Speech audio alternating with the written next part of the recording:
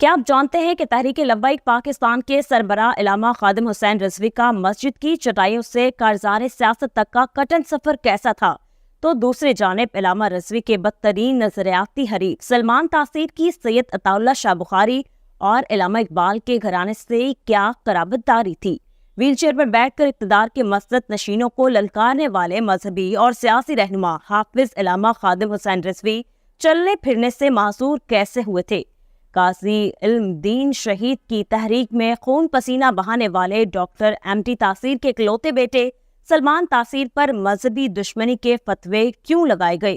اور ہاں، جب علامہ خادم حسین رضوی کی اپیل پر پورے ملک کے علماء کرام نے بے نظیر بھٹو کے سب سے اچھے دوست سلمان تاثیر کا جنازہ پڑھانے سے انکار کر دیا، تو ایسے میں آصف علی زرداری نے علامہ رضوی سے کیسے بدلہ لیا؟ تو دوستو، 180 ڈگری پر ایک دوسرے کے بدترین مخالف پاکستان کے دو سیاسی رہنما علامہ خادم حسین رضوی اور سلمان تاثیر کے چند حیران کے دینے والے فیکٹس پر مبنی اس ایکسکلوسیو ویڈیو میں خوش آمدید۔ میں ہوں خدیجہ عبدالحفیظ۔ میرا انسٹاگرام اکاؤنٹ کا لنک آپ کو ڈسکرپشن میں مل جائے گا۔ So let's begin. علامہ خادم حسین رضوی 22 جون 1966 کے روز پنجاب کے اٹک ضلع کے پنڈی گھیب تحصیل کے نواح میں پیدا ہوئے، جبکہ ان کے نظریاتی حریف سلمان تاثیر کی پیدائش 31 مئی 1944 کو ہندوستان کے سیاحتی مقام شملہ میں ہوئی۔ کشمیر فیملی سے تعلق رکھنے والے سلمان تاثیر علامہ خادم حسین رضوی سے 22 سال بڑے تھے۔ علامہ خادم حسین رضوی ایوان قوم سے تعلق رکھتے ہیں۔ یاد رہے کہ ایوان قریشی النسل ہیں اور ان کا شجرائے نسب حضرت سیدنا علی المرتضیٰ رضی اللہ عنہ سے جا ملتا ہے۔ علامہ خادم رضوی کے والد بزرگوار کا نام حاجی لال خان تھا، جو کہ پیشے کے لحاظ سے زمیندار تھے، تو دوسری جانب سلمان تاثیر کے والد محمد دین تاثیر کالج میں پروفیسر تھے۔ ڈاکٹر ایم ڈی تاثیر وہ پہلے ہندوستانی تھے جنہوں نے برطانیہ کی کیمبرج یونیورسٹی سے انگلش لٹریچر میں ڈاکٹریٹ ڈگری حاصل کی تھی۔ ڈاکٹر تاثیر کو کیمبرج میں دوران تعلیم ایک لڑکی کرسٹوبل جارج سے محبت ہوئی اور دونوں نے لو میرج کی۔ ہم لوگ جانتے ہیں کہ 1938 میں ہونے والے سلمان تاثیر کے والد کے نکاح کے گواہ علامہ محمد اقبال تھے۔ کرسٹوبل جارج نے شادی سے قبل اسلام قبول کرتے ہوئے اپنا نام بلقیس تاثیر رکھ لیا۔ دوستو، آپ نے علامہ خادم حسین رضوی کی تقاریر میں انہیں غازی علم دین کو خراج تحسین پیش کرتے دیکھا سنا ہوگا، لیکن آپ کو یہ جان کر حیرانی ہوگی کہ 1929 میں جب شاطم رسول راجپال کو غازی علم دین نے مار ڈالا تھا، تو اس موقع پر سلمان تاثیر کے والد ڈاکٹر ایم ڈی تاثیر غازی علم دین کی رہائی کے لیے چلنے والی تحریک میں پیش تھے، تو دوسری جانب اسی ایم ڈی تاثیر کے بیٹے سلمان تاثیر پر مذہب دشمنی کے فتوے لگتے رہے اور انہیں ممتاز حسین قادری نے موت کے گھاٹ اتارا۔ آپ کو یہ جان کر حیرت ہوگی کہ احرار کے لیڈر سید عطا اللہ شاہ بخاری سلمان تاثیر کے والدہ کو بیٹی کہہ کر پکارا کرتے تھے۔ علامہ خادم حسین رضوی نے جہلم اور دینا کے مدرسوں سے حفظ قرآن و تجوید کی تعلیم حاصل کی۔ ان کی عمر ابھی 14 برس تھی کہ انہوں نے لاہور کے لیے رخت سفر باندھا۔ یہاں انہوں نے لوہاری گیٹ میں واقع جامعہ نظامیہ رضویہ میں داخلہ لیا اور درس نظامی مکمل کی، تو دوسری طرف سلمان تاثیر نے اپنی ابتدائی تعلیم Saint Anthony school Lawrence road Lahore سے حاصل کی۔ اس مشنری اسکول میں سلمان تاثیر کے ساتھ گوال منڈی کے محلہ رام نگر کا ایک کشمیری لڑکا بھی پڑھتا تھا۔ سلمان تاثیر کا یہی کلاس فیلو بڑا ہو کر پاکستان کا پرائم منسٹر نواز شریف بنا۔ سلمان تاثیر کی خالہ ایلس جارج نے اردو کے ترقی پسند شاعر فیض احمد فیض سے شادی کی۔ فیض کی صاحبزادیاں منیزہ ہاشمی اور سلیمہ ہاشمی سلمان تاثیر کی خالہ زاد ہیں، جبکہ پیپلز پارٹی کے سابق ایم پی اے میاں یوسف صلاح الدین اور قاسم ضیاء سلمان تاثیر کے رشتہ دار ہیں۔ پاکستان تحریک انصاف کے وائس چیئرمین شاہ محمود قریشی کی بیوی میاں یوسف صلاح الدین کے چچا کی بیٹی ہیں۔ یاد رہے کہ میاں یوسف صلاح الدین علامہ محمد اقبال کے سگے نواسے ہیں۔ خادم حسین رضوی نے 1994 میں اپنے چچا کی بیٹی سے شادی کی اور ان کے 2 بیٹے اور 2 بیٹیاں پیدا ہوئیں۔ بیٹوں کے نام حافظ محمد سعد اور حافظ محمد انس ہیں۔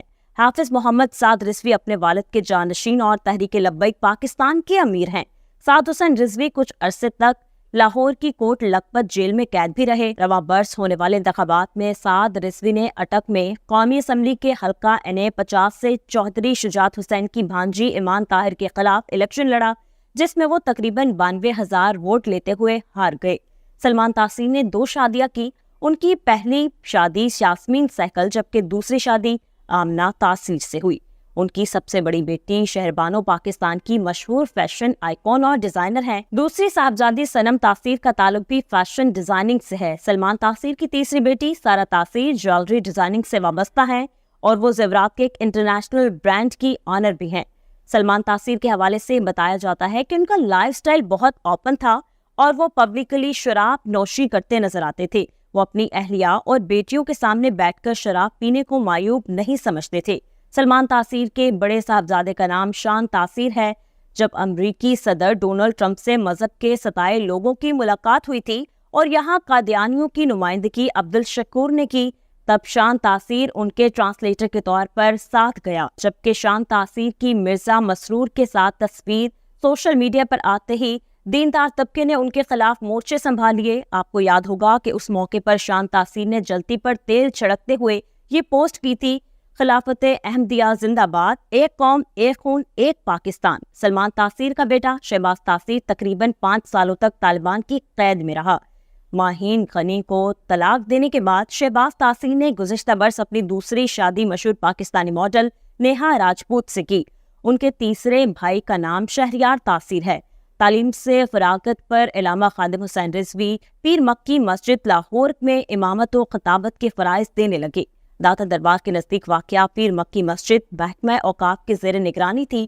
یہاں علامہ صاحب کو ماہانہ 20,000 روپے تنخواہ ملا کرتی۔ وہ 2007 میں اپنی والدہ کے چہلم میں شرکت سے واپس آ رہے تھے کہ تلا گنگ میں ان کی گاڑی حادثے کا شکار ہو گئی۔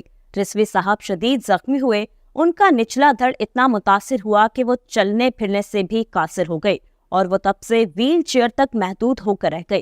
سلمان تاثیر نے اپنی سیاست کی شروعات 70 کی دہائی میں پیپلز پارٹی کے student wing Peoples Students Federation سے کی۔ اس دوران انہیں بھٹو صاحب کے قریب ہونے کا موقع ملا۔ ضیاء مارشل لا کے بعد بھٹو کو سولی پر چڑھا دیا گیا تو سلمان تاثیر احتجاجی مظاہروں میں آگے تھے۔ ضیاء دور میں انہیں کئی بار گرفتار کیا گیا اور وہ جیلیں کاٹتے رہے۔ سلمان تاثیر کو 1988 میں بے نظیر بھٹو نے پارٹی ٹکٹ دیا اور وہ لاہور کے حلقے سے کامیاب ہو کر MP منتخب ہوئے۔ آپ کو یہ جان کر حیرانی ہوگی کہ تب میاں محمد نواز شریف وزیر اعلیٰ پنجاب تھے اور ان کے کلاس فیلو سلمان تاثیر ڈیپٹی اپوزیشن لیڈر۔ 1990 میں سلمان تاثیر کو پنجاب اسمبلی میں قائد حزب اختلاف بنایا گیا اور وہ چیف منسٹر نواز شریف کو ٹف ٹائم دیتے رہے۔ علامہ خادم حسین رضوی پر حکومت نے کئی مقدمات بنا رکھے تھے۔ پنجاب گورنمنٹ نے ان کا نام 4تھ شیڈول میں ڈالا ہوا تھا۔ زبردست اسٹریٹ پاور رکھنے کے باوجود بھی ان کی گرفتاری عمل میں لائی گئی اور وہ کچھ عرصے تک پابند سلاسل رہے۔ سلمان تاثیر اپنے سیاسی کریئر کے دوران 16 بار گرفتار اور کئی بار نظر بند ہوئے۔ وہ لاہور، فیصل آباد اور جھنکی جیلوں میں اسیری کاٹتے رہے۔ علامہ خادم حسین رضوی اپنے مخالفین کے لیے پنجابی زبان میں سخت الفاظ استعمال کیا کرتے تھے۔ رضوی صاحب کے کاردار اور تلخ جملوں پر مخالفین ہمیشہ شکوہ کناہ ہوتے جبکہ ان کے مداح خوش ہوا کرتے تھے۔ علامہ خادم حسین رضوی کے پرستار انہیں بابا جی، محافظ ختم نبوت اور ناموس رسالت کا چوکیدار کہتے، جبکہ مخالفین انہیں لنگڑا، فضاتی، شیطان ملا اور نہ جانے کیسے کیسے ناموں سے پکارا کرتے تھے۔ علامہ خادم حسین رضوی کے جملے گوری آیا جے اور شیخ الشیطان سمیت ان کی دیگر تقریروں میں سے کلپس لے کر ان پر میمز بھی بنائی جاتی رہیں۔ سلمان تاثیر سیاست تو کرتے ہی تھے لیکن ان کا شمار پاکستان کی بزنس کلاس میں بھی ہوتا تھا۔ ان کی ٹیلی کام کمپنی ورلڈ کال نے کروڑوں روپے کمائے۔ سلمان تاثیر کا گروپ انگریزی اخبار ڈیلی ٹائمز اور اردو روزنامہ آج کل بھی پبلش کرنے لگا۔ پاکستان میں پرائیویٹ ٹی وی چینلز کا آغاز ہوا تو مسٹر تاثیر اس فیلڈ میں کود پڑے۔ کم لوگ جانتے ہیں کہ پاکستان کا پہلا private T V channel STN بھی سلمان تاثیر کی ملکیت تھا، جبکہ انہوں نے بزنس پلس کے نام سے نیوز چینل اور ذائقہ ٹی وی کا آغاز کیا۔ اقبالیات کے ماہر سمجھے جانے والے علامہ خادم حسین رضوی کو علامہ محمد اقبال کے ہزاروں اشعار ازبر تھے۔ انہیں فارسی زبان پر مکمل دسترس تھی۔ وہ اپنی تقاریر میں فارسی اشعار اور کہاوتیں سنایا کرتے۔ خادم حسین رضوی نے صرف ون حرف یعنی عربی گرامر پر کتاب لکھی جس کا نام تیسرے ابواب صرف ہے، جبکہ ان کی دوسری کتاب کا نام تعلیلات خاتمیہ ہے۔ تو دوسری جانب سلمان تاثیر نے پولیٹیکل بایوگرافی کے نام سے ذوالفقار علی بھٹو کی سوانح حیات تحریر کی۔ जेल में कैद मसीही खातून आसिया की अलल एलान सपोर्ट और नामूस रसालत के कानून को काला कानून कहने की देर थी कि सलमान तासीर के खिलाफ मुख्तलिफ मसालिक के उलमा ने तौहीन रसालत के फतवे लगाना शुरू कर दिए। सलमान तासीर 4 जनवरी 2011 को इस्लामाबाद की कौसार मार्केट में खाना खा रहे थे कि एकदम गोलियों की तरतराहट से सारा इलाका कांप उठा। उनके अपने ही मुहाफिज मुमताज कादरी ने 27 गोलियां चलाईं और वो मौके पर ही दम तोड़ गए। सलमान तासीर के एक कत्ल के बाद कोई भी मौलवी उनका जनाजा पढ़ाने को तैयार न था। हत्ता के गवर्नर हाउस के सरकारी इमाम और बादशाही मस्जिद के खतीब मौलाना अब्दुल खबीर आजाद ने भी ये कहते हुए साफ इनकार कर दिया कि हमें भले नौकरी से निकाल दो लेकिन हम इस शख्स का जनाजा नहीं पढ़ाएंगे। सलमान तासीर के कत्ल के बाद इलामा खादिम हुसैन रिजवी वो इकलौते मजहबी रहनुमा थे जिन्होंने मुमताज कादरी के इक़दाम को गैरत व हमियत से ताबीर करते हुए दुरुस्त करार दिया। ऐसे में इलामा खादिम को महकमे औकाफ की सरकारी नौकरी से हाथ धोना पड़े। सलमान तासीर की सियासत और उनकी मौत पर मुनी न्याजी की अशआर सादिक आते हैं। कुछ उंजबी रावा ओखिया सन, कुछ गलविज गमादा तोक विसी, कुछ शहर दिलोग भी जालिम सन, कुछ सानू मरंदा शोक विसी। इस्लामाबाद धरने से वापसी पर इलामा खादिम हुसैन रिजवी की तबीयत ज्यादा बिगड़ गई और फिर 19 नवंबर 2020 को वो लाहौर के शेख ज़ायद अस्पताल में चल बसे।